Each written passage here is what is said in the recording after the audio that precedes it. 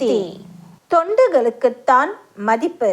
தலைவன் என்ற சொல்லின் பின்னால் உள்ள வன் என்பதை எடுத்துவிடு. தலைதான் வரும். உடம்பிற்கு தலைதான் பிரதானம். தலை போனால் என்ன பெயர்? முண்டம். தொண்டு செய்தால் தலை, தொண்டு இல்லையேல் முண்டம்.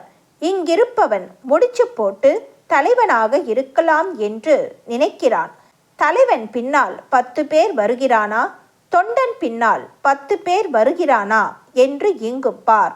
இங்கே தொண்டுக்குத்தான் மதிப்பு. காலம் என்பது கரு வளர்வது போன்றது. ஆன்மீகத்திற்கு வந்துவிட்ட நீங்கள் ஏதோ வந்தோம் போனோம் என்றில்லாமல் காலத்தை வீணடிக்காமல் கொடுக்கிற வாய்ப்பையும் கிடைக்கிற வாய்ப்பையும் பயன்படுத்தி கொண்டு கரையேறுவதற்கு முயல வேண்டும்.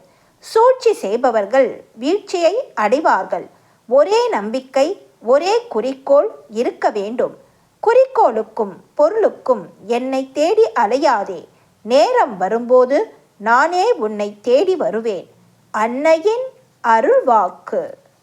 என்னுடைய அருள்வாக்கு என்ற பாத்திரத்தை பயன்படுத்தி எதிர்கால வாழ்வினை அமைத்து கொள்ள வேண்டும்.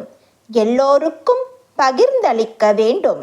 அன்னையின் அருள்வாக்கு. Please share and subscribe. Om Sakthi.